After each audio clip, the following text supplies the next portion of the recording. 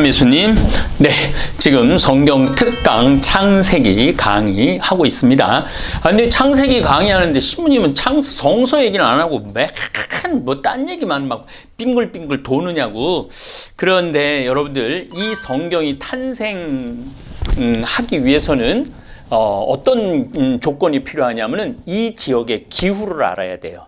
또 이 지역의 문화를 또 알아야 되고, 또 이 지역의 문화와 기후와 인종도 알아야 되고, 이건 느닷없이 처음 하느님이 계셨는데 아무것도 실존하지 않았다, 그런 얘기로 창세기가 시작이 되는데, 사실은 이 책이 탄생하기 전에는 이제 나중에 조금 제가 얘기하겠지만 제광계, 야훼계, 엘로힘계, 신명계, 여러 신학적인 요소를 가진, 신관을 가진 유대인 민족에서도 그 각 학파가 있었어요.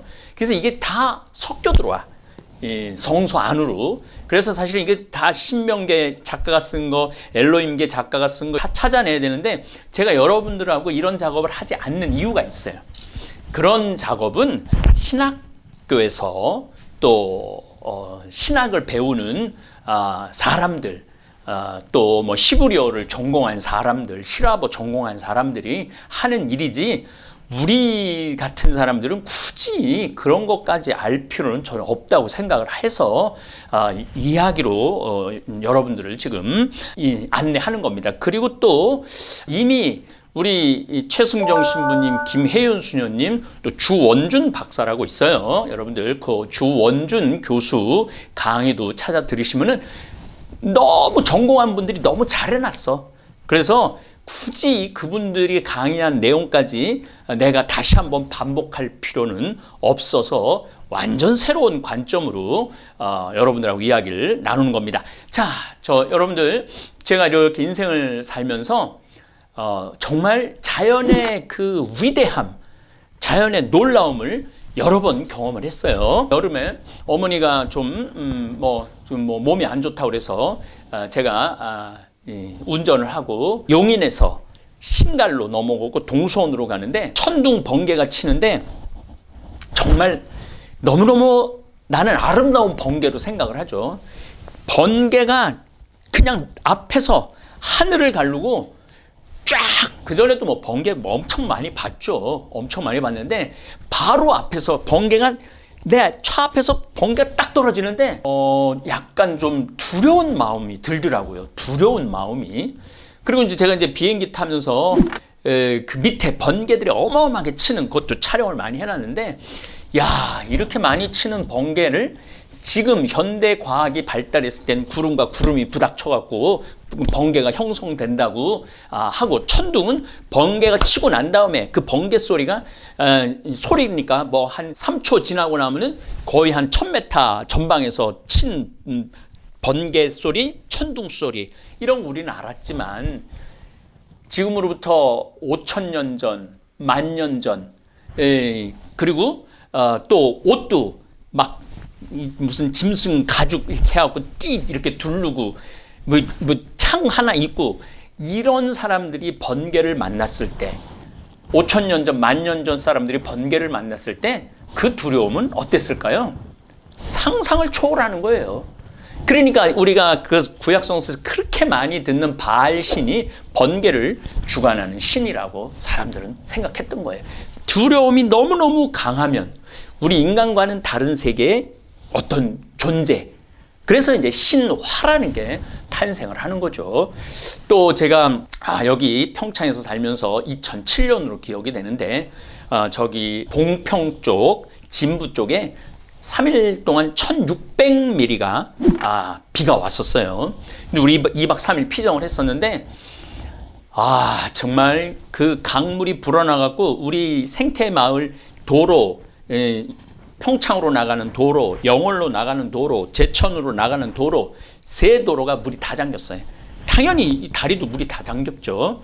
그런데 그래도 집에 가려고 그랬던 사람들이 이제 집에 가야 되겠다, 너무너무 위험하니까 가다가 다 돌아 들어왔어요. 왜냐하면 막 강물이 흘러 넘쳐가고 차로 밀려오니까 그 돌아온 사람들의 그 표정, 그 두려움. 그래서 제가 다 가봤어요. 이 앞에도 가보고 이쪽 도돈 다리 도돈교도 가보니까 그 강물이 흘러 넘쳐갖고 그 쏟아져 오는 그 위력이 어마어마하더라고요.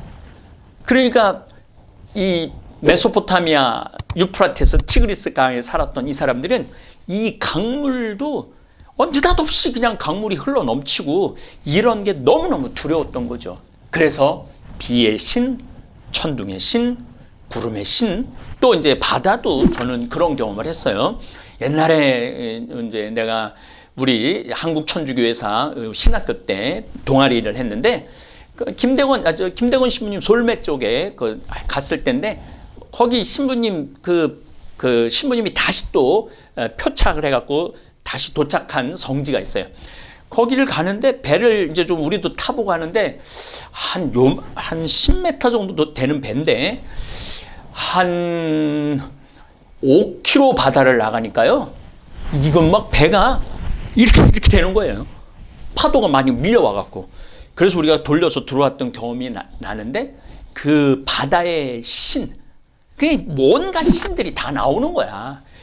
지금은 여러분들은 지금 과학이 어마어마하게 발달했잖아요. 그래서 태양이 어떻게 탄생됐는지도 알고 달이 한 35만 킬로미터 떨어진 것도 알고 달이 이렇게 한 달에 한 번 29.5일에 정확하게 지구를 도는 것도 알고. 근데 예전에는 이 달도 분명히 떴는데 어느 날은 이렇게 밑에 좀 이렇게 초승달 이렇게 하다가 또 달이 꽉 찼다가 또 달이 또 쪼그라들었다가 또 그 날짜를 세보니까 29.5일이 되는 거예요. 그러니까 저걸 30일이라는 기준으로 잡고 또 28일이라는 기준을 잡고 월이 생기고 이게 12바퀴 돌 때마다 달의 크기가 다르니까 그게 1년의 기준이 되고 그러면서 그러니까 수도 없는 이야기들이 나오는데 이 성경에서는 창세기 1장 2장으로 딱 끝낸 거예요.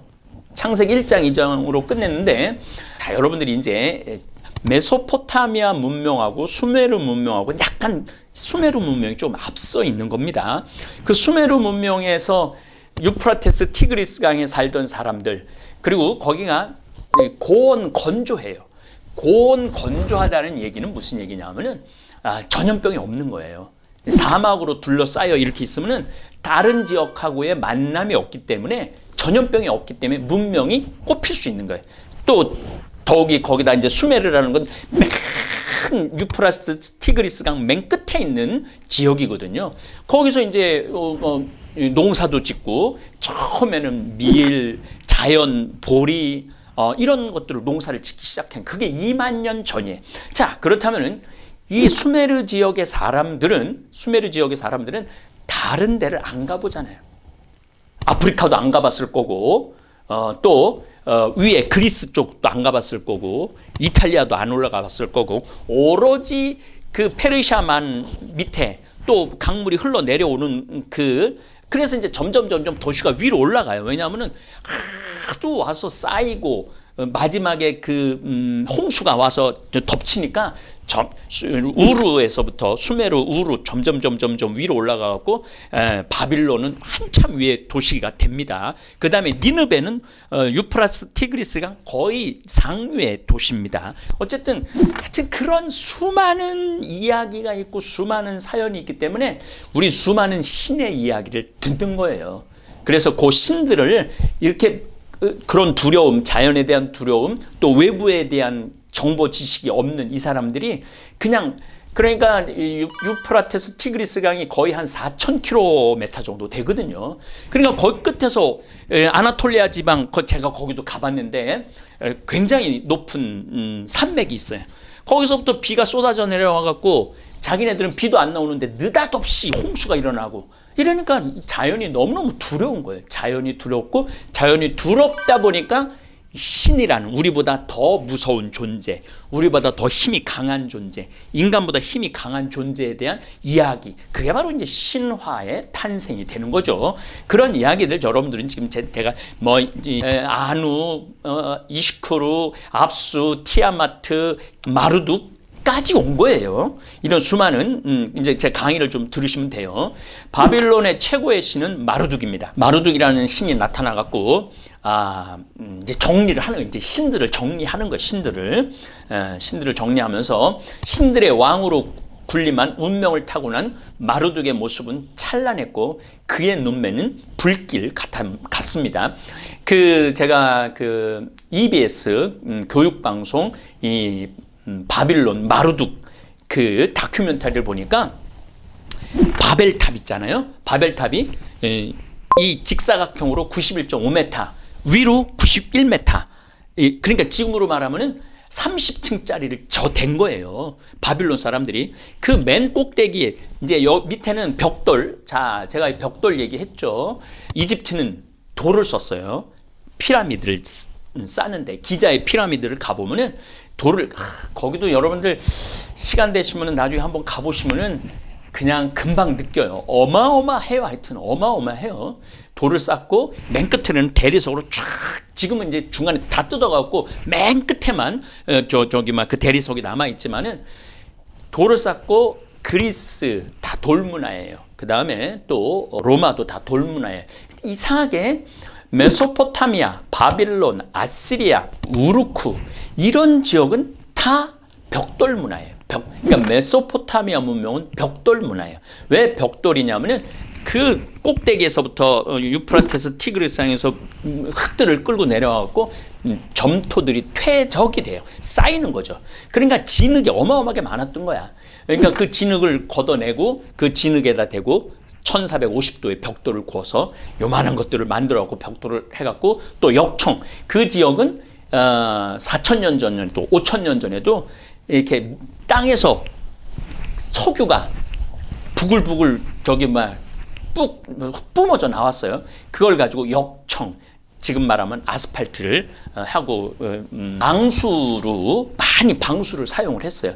그러니까 그 바벨탑도 벽돌 쌓고 그 다음에 역청 집어넣고 그 다음에 갈대아 우르라고 그러잖아요. 바다에서 나오는 갈대를 조금 다 쌓고 그게 지금 발견이 됐는데 그 밑에 이제 총 4등분을 하면 위에 3, 4등분은 다 이제 무너지고 1, 2등분만 남아있는데 그게 아직도 그대로 그 모래에서 퍼냈는데 아직도 3000년이 지나고 2000년이 지났는데도 불구하고 그대로 있는 거예요. 그대로. 그 기가 막힌 거죠. 그런데 이제 마르둑이란 이제 지금 신바빌론 얘기를 하는 겁니다. 기원전 바빌론 국가라는 게 기원전 610년에서부터 누부갓네살이라고 네부카드네자르라는 2세가 신바빌론을 건설하면서 우리의 잃었던 마르둑 신을 모셔야 되겠다. 그래서 바벨탑을 쌓는 거예요. 그리고 꼭대기 층에는 메소포타미아 중동 사람들은 파란색을 굉장히 좋아합니다. 그래갖고 맨 마지막 꼭대기 층 마르둑 신을 모시는 신전을 파란 다마를 구워갖고 도자기를 구워갖고 지금도 제가 하여튼 파란색을 그렇게 좋아해요. 그 꼭대기에다가 마르둑 신을 탁 모셔놨는데 여러분들 이제 그리스를 가보면은요 이스타르 신이라든지 비너스 신이라든지 이런 거 보면은요 판테온 신전들 이런 데 가보면은 어마어마하게 큰데 그 신 높이가 막 10m, 20m 그 신 하나를 딱 모시기 위해서 그게 신전이에요. 어쨌든 이제 마르둑 얘기는 이렇게 메소포타미아의 최고의 신, 바빌론의 최고의 신이 마르둑입니다. 태양의 신 우투의 송아지라는 이름으로 태어난 마르둑은 처음부터 싸움을 잘했어요. 하늘의 신 아누는 용맹스러운 마르둑에게 사방의 바람을 만들어줘요. 동서남북 사방의 바람을 만들어주고 마르둑은 그것을 손에 쥐고 불어 흙먼지를 일으키고 폭풍과 파도를 일게 티아마트를 흔들죠. 그래서 티아마트 입을 벌렸을 때 바람을 막 불어넣어갖고 티아마트가 못 잡아먹게 그렇게 하는 이야기도 나옵니다. 티아마트는 밤낮으로 시달리니까 그녀와 그녀의 부하들은 티아마트는 바다의 신입니다. 부하들은 분노를 금치 못하고 곧 전쟁 준비를 합니다. 티아마트는 온갖 괴물로 군대를 만들었고 그들 중에 이제 7 괴물 11괴물 이런 얘기가 나옵니다. 티아마트의 아들이자 남편인 킹구는 총사령관이 돼요. 재밌죠? 신들이 맨날 싸워 보면은 이에 당황한 신들은 속주무책이었어요. 마르둑은 신들에게 자신을 최고의 자리에 올려주면 내가 티아마트하고 나가서 싸우겠다. 자, 이 티아마트는 여기 용의 모습으로도 나오고 뱀의 모습으로 나옵니다. 자, 왜 티아마트라는 신이 나왔느냐? 이 수메르 지역은 페르시아만하고 접해 있었어요. 접해 있었기 때문에 바다에 대한 개념이 분명히 있었어요. 페르시아, 이제 뭐 유대는 지중해라는 바다를 만나게 되죠. 그리고 강물, 용천하는 압수, 그러니까 이 압수는 좋아했는데 티아마트는 싫어했던 거예요. 바다는 너무 괴로우니까. 어쨌든 이제 내가 나가면 최고의 신으로 대우해줘라. 그래갖고 이제 위대한 신이 되죠. 이 전쟁에서 티아마트하고 전쟁에서 마르둑은 에아이에서 받은 주문과 무기로 티아마트와 그녀의 군대를 깨트립니다. 여기서 마르둑이 티아마트를 공격하고 살해하는 장면이 아주 잔인하게 나옵니다. 티아마트가 공격하기 위해 입을 벌렸을 때 마르둑은 회오리 바람을 입에다 불어넣고 화살을 쏴서 배를 찍고 심장을 조각을 냅니다. 마르둑은 티아마트를 살해하자마자 그녀 다리 위로 올라가 그녀를 짓밟고 철퇴로 두개골을 부수고 동맥을 끊어버려요. 마르둑은 죽은 괴물을 잠시 바라보다가 몸을 조개처럼 두 분으로 갈라서 반은 위에다 놓고 하늘을 삼고 반은 아래다 두고 땅을 삼습니다. 마르둑은 티아마트의 물을 막기 위해 하늘의 방벽, 이거 뭐 창세기 1장에 들은 것 같지 않아요? 하늘의 궁창 위에 물이 있다고는 얘기 들었죠. 창세기 1장에. 이게 여기에 그런 근거가 있는 겁니다. 어쨌든 하여튼 달에게 변화할 때마다 날과 달을 세도록 하였으며 태양에게 낮을 책임지도록 했어요. 밤은 달빛, 낮은 태양. 이것도 창세기 1장에 나오는 얘기입니다.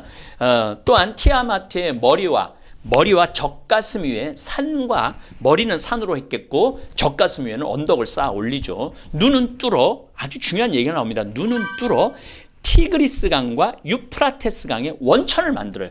그런데 이 티그리스 강과 유프라테스 강은 창세기 1장, 2장 에덴 동산에 나옵니다. 자, 에덴 동산 얘기가 나와요. 2장 10절을 보면 강 하나가 에덴에서 흘러나와 동산을 적시고 그것으로 갈라져 네 줄기를 이루었다. 첫째 강의 이름은 피손인데 금이 나는 하일라 온 땅을 돌아 흘렀다. 그 땅의 금은 질이 좋았으며 그 고장에는 부델리움 향료와 마노 보석도 있었다. 저는 2장에 벌써 보석 얘기가 나왔다는 얘기는 이거는 창세기에 나올 얘기가 아니에요. 이 마노 보석 이런 거는 이집트 문명, 특히 이집트에서 마노보석 얘기가 많이 나오죠. 둘째 강의 이름은 기혼인데 에티오피아 온 땅을 돌아 흘렀다. 에티오피아는 아프리카예요. 그러니까 에덴 동산이 어마어마하게 큰 거죠. 지금 이 강은 어딘지 역사적으로 안 나와요. 피손 강은. 그 다음에 셋째 강의 이름은 티그리스인데 아시리아 동쪽으로 흘렀다. 아시리아 동쪽이라, 아시리아라는 단어가 벌써 나와 창세기에. 그리고 넷째 강은 유프라테스이다. 자, 여러분들 창세기 2장에 벌써 누구 얘기가 나와요? 유프라테스, 티그리스 강 얘기가 나옵니다. 그러니까 이 창세기 저자는 벌써 유프라테스 강, 티그리스 강을 알았다는 거예요. 창세기 2장에 유프라테스, 티그리스 얘기가 나온다는 건 곧 메소포타미아 문명 이를 알았다는 얘기예요. 벌써 그거 영향을 성서는 받을 수밖에 없습니다. 눈을 뚫어 티아마트의 눈을 뚫어서 티그리스 강과 유프라테스 강의 원천을 만들고 젖가슴을 뚫어 강을 만들었다고 이야기를 합니다. 굉장히 인간적이면서도 신화적인 요소를 같이 갖고 있죠. 젖가슴을 뚫어서 강을 만들고 눈을 뚫어 유프라테스 티그리스 강을 원천을 만들었고 머리와 젖가슴 위에 산과 언덕을 쌓아 올렸다고 그러죠. 그녀의 꼬리는 은하수를 만들기 위해 하늘 위에 구부렸고 그녀의 꼬리는 용이라고 티아마트를 생각을 했던 거죠. 하늘을 받치기 위해 가랑이를 사용하였다.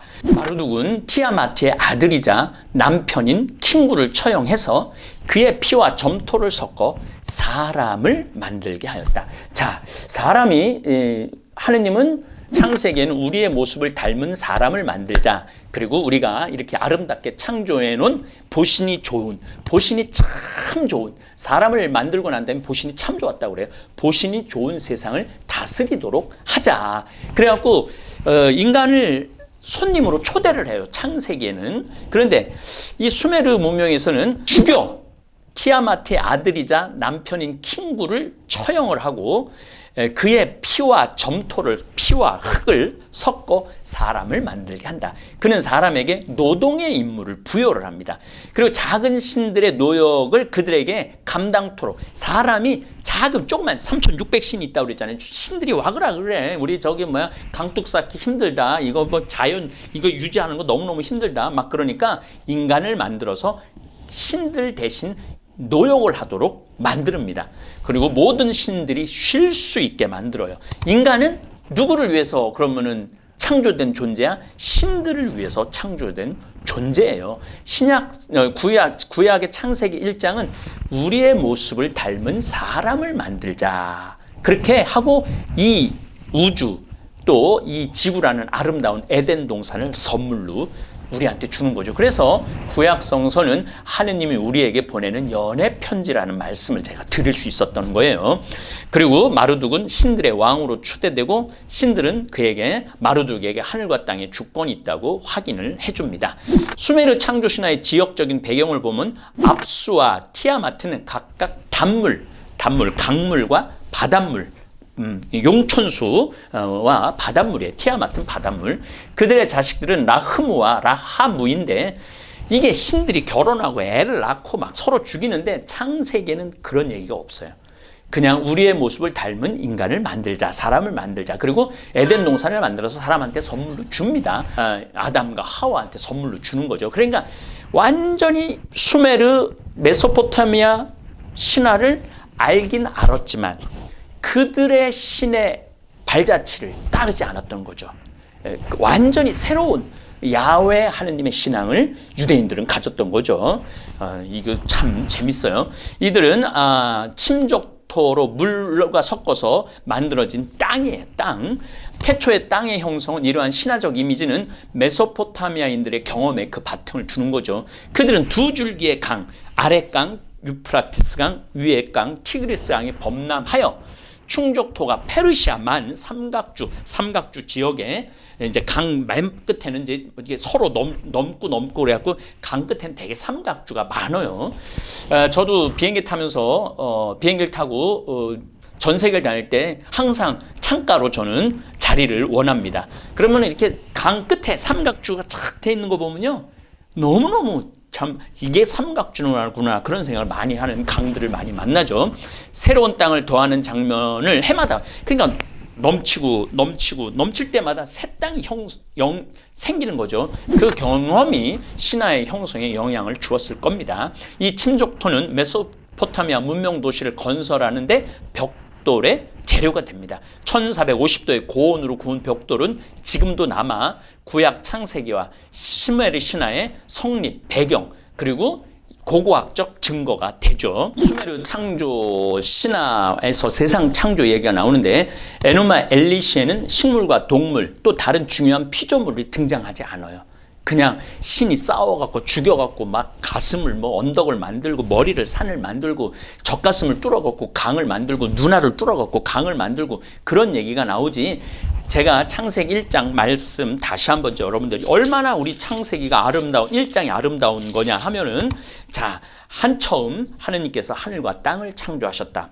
땅은 아직 꼴을 갖추지 못하고 비어 있었는데 어둠이 시면을 덮고 하느님의 영이 그 물 위를 감돌고 있었다. 그러니까 이때는 태양도 달도 별도 없었던 거예요. 우주의 창조는 빅뱅 터지죠. 하느님께서 말씀하시길 빛이 생겨라. 빅뱅이 생긴 거죠. 빛이 생겼다. 하느님께서 보시니 그 빛이 좋았다. 하느님께서는 빛과 어둠을 가르셔 빛을 낮이라 부르고 어둠을 밤이라 부르셨다. 저녁이 되고 아침이 되니 첫날이 밝았다. 하느님께서 말씀하셨다. 물 한가운데 궁창이 생겨. 이건 좀 전에 우리가 티아마트 마르둑이 죽였을 때 몸을 반으로 잘라갖고 궁창. 물 한가운데 궁창이 생겨 물과 물 사이를 갈라놓아라. 하느님께서 이렇게 궁창을 만들어 궁창 아래에 있는 물과 궁창 위에 있는 물을 가르시자 그대로 되었다. 이 얘기도 분명히 좀 전에 들었죠. 하느님께서 궁창을 하늘이라 부르셨다. 아침이 되고 저녁이 되고 아침이 되니 이튿날이 지났다. 하느님께서 말씀하시는 하늘 아래에 있는 물을 한 곳으로 이제 바다가 생긴 거죠. 묻이 드러나라. 땅과 바다가 생긴 거죠. 하느님께서 묻힐 땅이라 물이 모인 곳을 바다라 부르셨다. 하느님께서 보시니 좋았다. 좀 전에 수메르 신화 들었을 때 어떻게 했어요? 티아마트하고 마르둑하고 싸워갖고 죽이고 막 가르고 막 누나를 찌르고 이런 창세 에누마 엘리시 신화와 창세기 1장하고는 차원이 다른 거죠. 하나님께서 말씀하시기를 땅은 푸른 싹을 돋게 하여라. 씨를 맺는 풀과 씨 있는 과일나무를 제 종류대로 땅 위에 돋게 하여라. 씨를 맺는 풀과 씨 있는 과일나무를 제 종류대로 돋아나게 하였다. 하나님께서 보시니 좋았다. 하늘의 궁창에 아직도 태양이 없는 거예요. 하늘의 궁창에 빗물체가 생겨 낮과 밤을 가르고 표준과 절기, 날과 해를 나타내어라. 아까 메소포타미아 때 달이 이렇게 보름달로 되고 그러면서 한 달을 얻었다고, 시간을 얻었다고 그랬잖아요. 여기도 그 얘기가 나오는 거예요. 궁창에 빗물체 낮과 밤을 가르고 표준과 절기, 날과 해를 나타내어라. 그리고 하늘의 궁창에 땅을 비추는 빗물체가 되어라 하시자 그대로 되었다. 여기 나와요. 하느님께서는 큰 빗물체 2개를 만드셔 그 가운데 큰 빗물체, 태양은 낮을 가리고 작은 빗물체는 밤을 다스리게 했다. 그리고 별들도 만드셨다. 하나님께서 보시니 좋았다. 그리고 이제 하나님께서는 물에 생물이 우글거리고 새들은 땅 위와 궁창 위를 아래. 여기선 누구를 찢어갖고 갈라갖고 피를 만들어갖고 뭐 만드는 게 아니에요. 그냥 하나님께서 그대로 당신의 능력 자체로 생명을 창조하는 거죠. 온갖 새들을 제 종류대로 창조했다. 하나님께서 보시니 좋았다. 그러니까 여기는 어떤 싸움도 없어요. 어떤 전쟁도 없고 신들과의 전쟁도 없고 하나님이 그냥 아름다운 세상을 보시니 하나님께서 보시니 좋았다. 그리고 26절에 우리와 비슷하게 사람의 모습으로 사람을 만들자. 그리고 물고기와 하늘의 새들과 집중성 온갖 여기 다스리게 하자라고 그러는데 저는 이 온갖 것을 선물로 줬다고 저는 표현하고 싶어요. 온갖 것을 선물로 준 거죠. 이렇게 당신의 모습으로 사람을 창조하셨다. 하느님의 모습으로 사람을 창조하실 때 남자와 여자로, 여기는 남녀 평등이 나와요. 여기는 아담과 하와는 남자의 갈비뼈에서 뽑아갖고 남자의 소유물 같은 느낌을 줬어요. 그런데 창세기 1장은 남자와 여자로 그들을 창조하셨다. 남녀 평등의 사상이 여기 나오죠. 하나님께서 그들에게 이 복 얘기가 나와. 복을 내리며. 수메르 신화는 인간은 왜 창조해요? 신들의 노동을 대신하려고 인간을 창조하시잖아요. 그런데 창세기 1장은 복을 내리는 거예요. 그리고 복을 내리며 말씀하셨다. 자식을 많이 낳고 번성하여 땅을 가득 채우고 지배하여라. 그리고 바다의 물고기와 하늘의 새와 땅을 기는 온갖 것을 다스려라. 모든 과일나무를 너희에게 준다. 하느님 주는 거야. 선물로 주는 거야. 모든 새와 땅을 기어다니는 모든 생물에게 푸른 풀을 양식으로 준다. 하시자 그대로 되었다. 하느님께서 보시니 손수 만드신 모든 것이 참 좋았다. 그리고 7째 날은 거룩하게 쉬셨다. 이런 창세기의 말과 이 에누마 엘리시의 그런 말은 너무나 큰 차이가 나는 거죠. 그런데 에누마 엘리시는 식물과 동물 또 다른 중요한 피조물들이 등장하지 않아요. 창세기하고 전혀 달라요. 창조 결과보는 창조 과정, 누구를 죽이 구약성서 창세기에 완전히 다른 개념의 창조. 모든 중요한 일은 마르둑 그 자신의 전능한 힘을 전시할 때까지 연기가 되죠.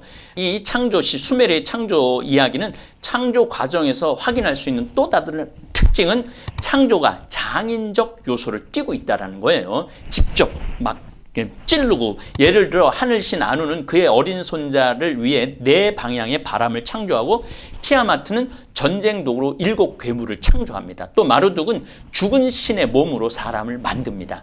이는 창조신이 장인처럼 이미 있는 어떤 재료로 새로운 모습으로 만들어내는 것, 있었던 걸로 만들었던 건데 하느님은 아무것도 없었던 곳에서 아름다움을 보시니 좋은 것을 창조한 게 굉장한 차이점을 내죠. 또 다음 시간에 이어서 에누마 엘리시와 창세기가 다른 이야기, 그러나 같은 듯 다른 듯 같은, 어쩔 수 없이 에누마 엘리시 수메르 창조 신화와 바빌론 창조 신화, 그 다음에 우르크 창조 신화, 아시리아 창조 신화, 같이 다른 것 같은 듯 모양만 바꿔가면서 끊임없이 얘기가 나오는데 여기서 야훼 하느님의 신앙이 오묘하게 탄생을 하는 거죠. 예, 그런 이야기 다음 시간에 또 나누도록 하겠습니다. 예, 감사합니다. 너무나도 고소해